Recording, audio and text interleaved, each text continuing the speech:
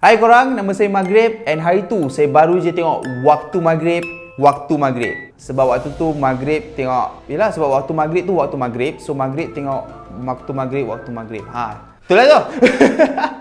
Jadi, betul, serius. Waktu Maghrib tu memang tayangan dia Waktu Maghrib. So, mari sini aku cerita kat korang sinopsis untuk movie Waktu Maghrib. So, Waktu Maghrib ni menceritakan tentang dua main karakter kita. Budak-budak kecil, budak-budak tu like tak sampai remaja pula. Saman dengan Adi.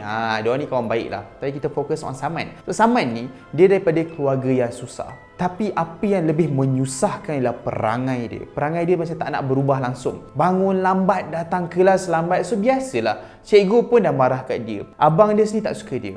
Tapi, kita kena faham lah, Saman masih budak-budak. Bayangkan diberi tanggungjawab macam tu. So, Saman dengan Adi ni pun pergi kelas. Dia pun lambat, kena marah dengan cikgu apa semua. And finally, one day, Saman ni decide apa kata kita pergi tengok wayang kat kampung sebelah nak tak? So, Saman dengan Adi ni pun, diorang decide, okay, kita akan pergi wayang tu tapi kita akan pergi waktu Maghrib.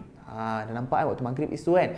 So Saman dengan Adi ni pun dia pergi sana, dia minta tumpang naik satu lori ni. And waktu tu waktu Maghrib, and Adi ni dia katalah, aku nak pergi solat dulu lah Saman, tak boleh kita buat after Maghrib ke? Saman ni pun macam like, tak apa, kita tak payah solat sekali je tak payah pergi solat. Tapi kita jom, kita gerak pergi tengok wayang tu.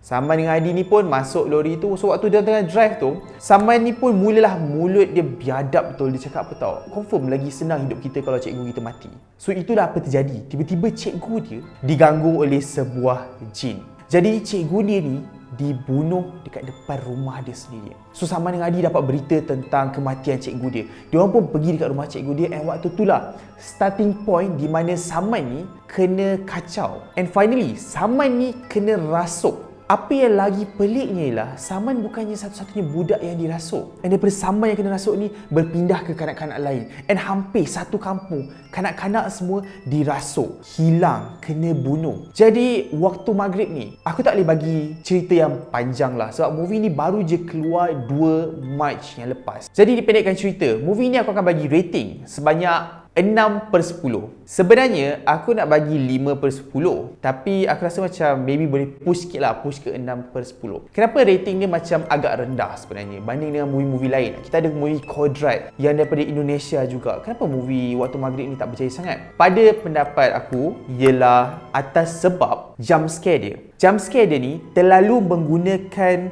bentuk ataupun method yang sama, which is bunyi yang kuat. And also sangat mudah nak dijangka. Sebab apa tau? Daripada awal sampai habis, jump scare dia akan nampak ada something bergerak. Pintu tu tutup kan, dia akan pandang. Tapi tak ada apa-apa kat situ. Bila dia pandang belakang, pak, benda tu muncul. And benda yang sama, method yang sama di-apply sampailah movie ni habis. So at one point aku macam dah tak seram dah. Dia just movie dengan bunyi yang kuat saja. Second, daripada segi jalan cerita dia, Saman dah kena rasuk. Betul. Bila budak lain kena rasuk, diorang as if like memulakan semula jalan cerita tu. So Saman ni dia akan tunjuk proses daripada rasuk dia, apa dia buat semua.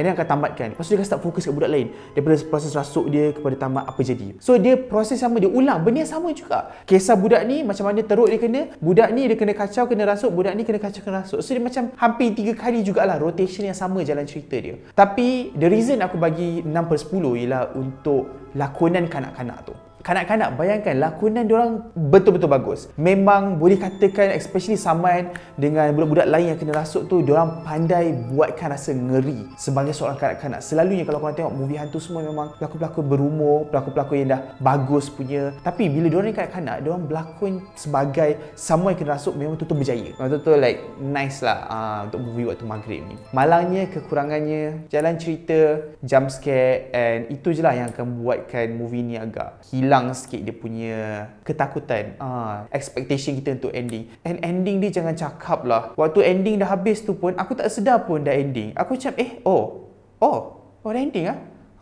So dia 6/10 lah senang cerita. Kalau korang berminat nak tengok movie Waktu Maghrib ni, boleh je. Aku bagi rating movie Waktu Maghrib ni 6/10. Maybe korang boleh bagi rating yang lebih tinggi lagi. Waktu Maghrib dapat 6/10, tapi Maghrib dapat 10/10.